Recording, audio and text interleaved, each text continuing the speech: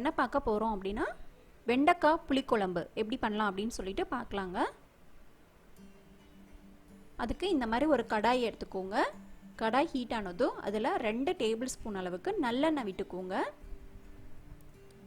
நல்லெண்ணெய் தாங்க நல்ல டேஸ்ட் கொடுக்கும்.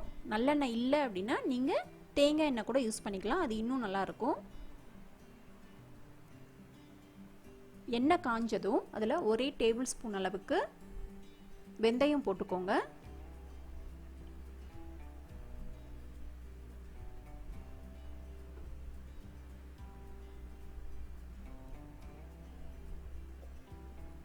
நல்லா ஃப்ரை பண்ணிக்கோங்க. வெந்தயம் இல்லைன்னா கசப்பாக இருக்கும்.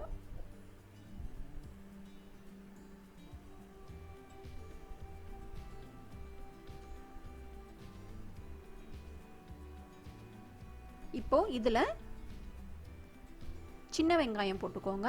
சின்ன வெங்காயம் வந்து ஒரு 10லேருந்து 15 போட்டுக்கோங்க.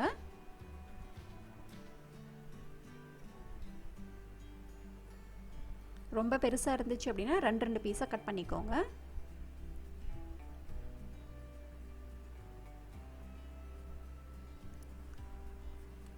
அதுக்கப்புறம் பூண்டு ஒரு 10 பல்லு போட்டுக்கோங்க.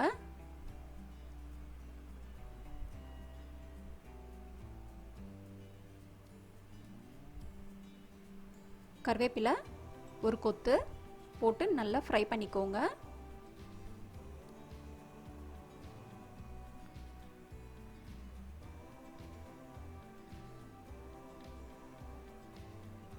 வெங்காயம் நல்லா ப்ரௌன் ஆகுற வரைக்கும் வதக்கிக்கோங்க.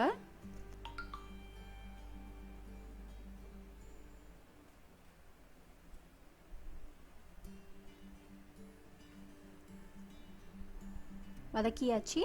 இப்போ இதில் வந்து வெண்டைக்காய் போட்டுக்கோங்க. வெண்டைக்காய் வந்து இந்த மாதிரி பெரிய பெரிய பீஸாக கட் பண்ணிக்கோங்க, ரொம்ப சின்ன பீஸாக கட் பண்ண வேண்டாம்.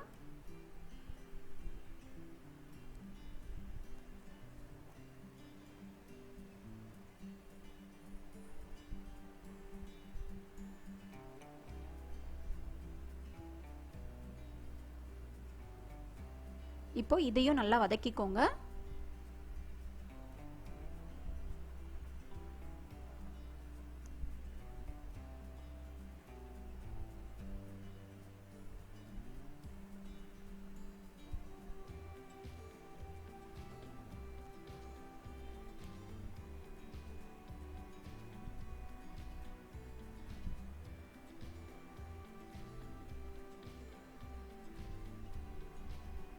வெண்டைக்காய் வதங்கிடுச்சு. இப்போ இதில் வந்து மிளகா பொடி 3 டேபிள் ஸ்பூன் நான் போட்டிருக்கேன். அதுக்கப்புறம் கொஞ்சமாக மஞ்சத்தூள். இப்போ இது எல்லாமே நல்லா மிக்ஸ் பண்ணிக்கோங்க. இந்த பச்சை வாசம் போக்குறதுக்கு ஒரு 1/2 டம்ளர் அளவுக்கு தண்ணி ஊற்றிக்கோங்க. இதில்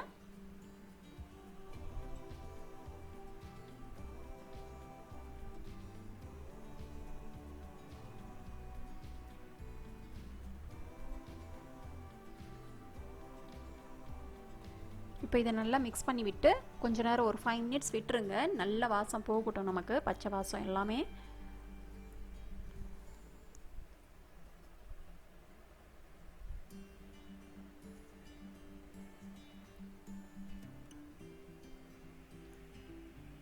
இப்போ இதில் புளி தண்ணி கரைச்சி ஊற்றிடுங்க. இது வந்து நல்லா கொதிக்கட்டும்.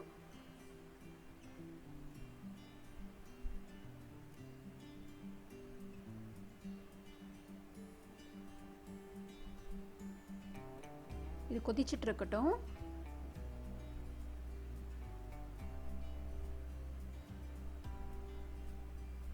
அதுக்குள்ள சைடில் ஒரு பேன் வச்சு அதில் 1 டேபிள் ஸ்பூன் அளவுக்கு நல்லெண்ணெய் ஊற்றிக்கோங்க.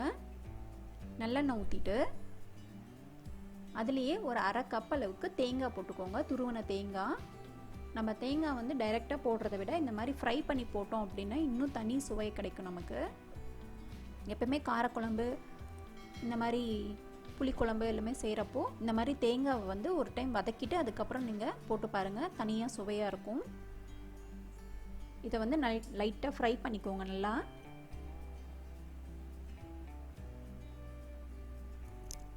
ஃப்ரை ஆயிடுச்சு. இப்போ இதை மிக்ஸி ஜாரில் போட்டுக்கலாம். அது கூட 1 டேபிள் ஸ்பூன் அளவுக்கு சீரகம் போட்டுக்கலாம். இப்போ இதில் தண்ணி ஊற்றி நல்லா அரைச்சி எடுத்துக்கலாம். அரைச்சி எடுத்துட்டு நம்ம கொதிச்சிட்டு இருக்க புளி தண்ணியில் இதை ஊற்றிடலாம். இப்போ அதே பேனில் 1 டேபிள் ஸ்பூன் அளவுக்கு எண்ணெய் விட்டுட்டு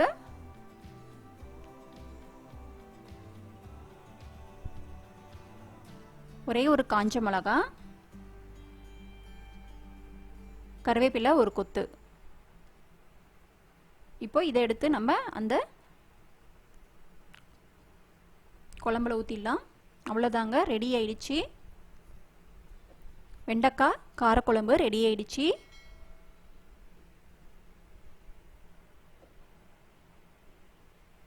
ரொம்ப சிம்பிள் தானுங்க. ட்ரை பண்ணி பாருங்கள், கண்டிப்பாக உங்களுக்கு பிடிக்கும். டேஸ்ட்டும் ரொம்ப டிஃப்ரெண்ட்டாக இருக்குது.